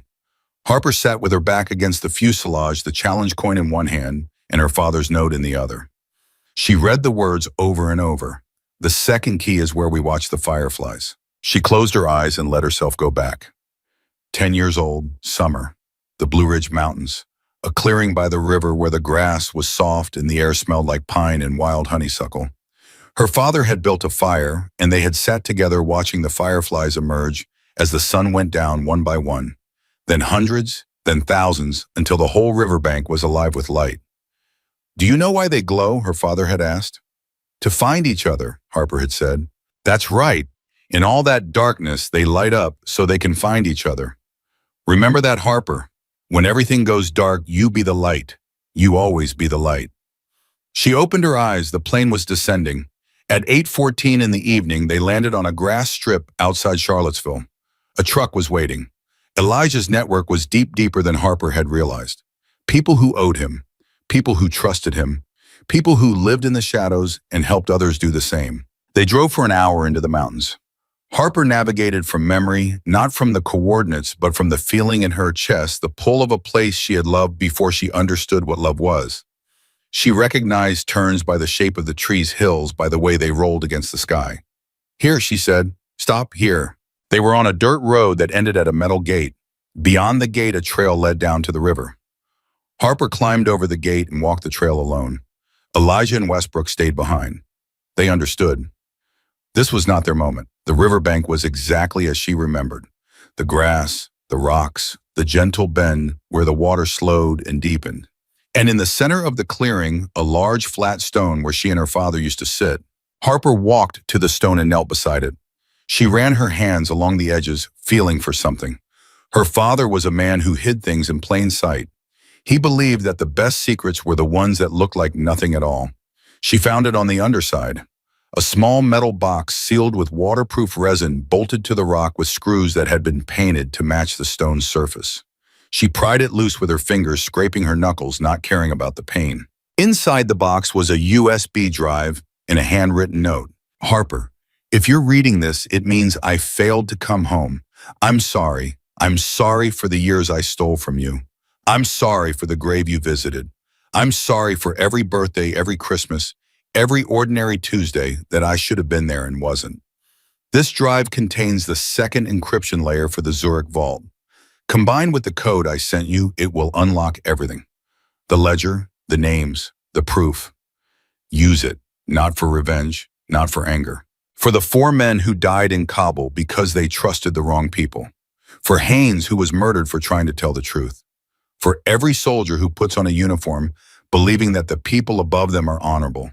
Give them the truth they deserve. And then when it's done, go live your life. Be happy. Find someone who makes you laugh. Watch the fireflies. I love you more than anything I've ever known, Dad. Harper pressed the note against her chest and cried.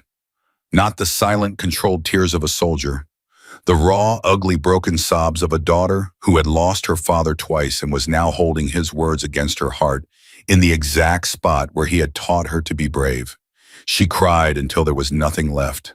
And then she stood up, wiped her face, put the USB drive in her pocket, and walked back up the trail. Elijah and Westbrook were waiting. They saw her face. They didn't ask. I have it, she said. We go to Zurich. At 11:41 that night, Elijah's phone rang. He answered, listened, and his face went absolutely white. What? Harper demanded. Your father escaped. What? The transport. Somewhere between Miramar and the interrogation site, the vehicle stopped at a military fuel depot. Your father was handcuffed in the back with 2 guards. When the vehicle stopped, he dislocated his own thumb to slip the cuffs, incapacitated both guards, and disappeared into the desert. That's my dad, Harper said, and for the first time in 24 hours, she smiled. There's more. Before he disappeared, he accessed one of the guards' radios and broadcast a message on an open military frequency. Every base within 200 miles heard it. What did he say? Elijah looked at her with something between admiration and disbelief. He said General Arthur Gaines is a traitor to the United States of America. The proof exists. It's coming. And there's nothing you can do to stop it. Then he destroyed the radio and vanished. Harper felt her chest swell. Her father, 61 years old, injured, hunted, alone, and still fighting, still the bravest man she had ever known. Gaines will be in full panic mode now, Westbrook said. That broadcast went to every military communications officer on the West Coast. He can suppress it, classify it, deny it, but he can't unhear it. People will talk. Questions will be asked. Then we give them answers, Harper said. We get to Zurich. We open that vault. And we put the ledger in the hands of people who will use it. Who? Elijah asked. The Pentagon is compromised. Congress has moles. Intelligence agencies can't be trusted. The press, Harper said. We give it to every major news outlet simultaneously. Washington Post, New York Times, Reuters, BBC, all of them. At the same time, so many copies in so many hands that no one can suppress it. No one can bury it. No one can make it disappear. That's a nuclear option, Westbrook said. Then it's nuclear. These people killed 4 soldiers. They murdered Marcus Haynes. They destroyed my father's life. They tried to destroy mine. They've been selling American weapons to terrorists for a decade. Nuclear isn't enough, but it's a start. They drove through the night to a private airfield where Elijah had arranged international transport. A chartered cargo flight to Frankfurt, then a train to Zurich. No passports, no customs, no records. Elijah's world operated on a currency of favors and silence, and he was spending every last coin he had. At 6:22 the following morning, Harper Dalton walked into a private bank in Zurich, Switzerland. She was exhausted. She hadn't slept in over 30 hours. The wound on her head was throbbing. Her hands were steady. She presented the 20-digit code from memory. She inserted the USB drive. The bank officer, a polite man in a gray suit who asked no questions, led her to a vault deep below the building. The lock required both keys simultaneously, the code and the drive. together, the way her father had designed it. Two pieces of a puzzle that could only be assembled by the one person he trusted with everything. The vault opened. Inside was a single hard Bible, black, unremarkable, the size of a paperback book. It contained the financial records of every illegal arms deal facilitated by Ironclad Tactical over a period of 7 years. Names, dates, dollar amounts, delivery coordinates, buyer identities, offshore accounts. The complete, irrefutable blueprint of a criminal conspiracy that reached the highest levels of the American military. Harper held it in her hands and felt the weight of it. Not physical weight, moral weight. The weight of 4 dead soldiers. The weight of her father's sacrifice. The weight of 8 years of lies and grief and empty graves. "Is that it?" Madison's voice. Harper turned. Madison was on speakerphone connected through one of the burner phones. She had been listening the whole time from her safe house in Nevada. "That's it," Harper said. "Then finish it." At 9:04 in the morning at Zurich time, Harper Dalton, Elijah Cross, and Commander James Westbrook sat in a hotel room and uploaded the contents of the hard drive to 14 different news organizations simultaneously.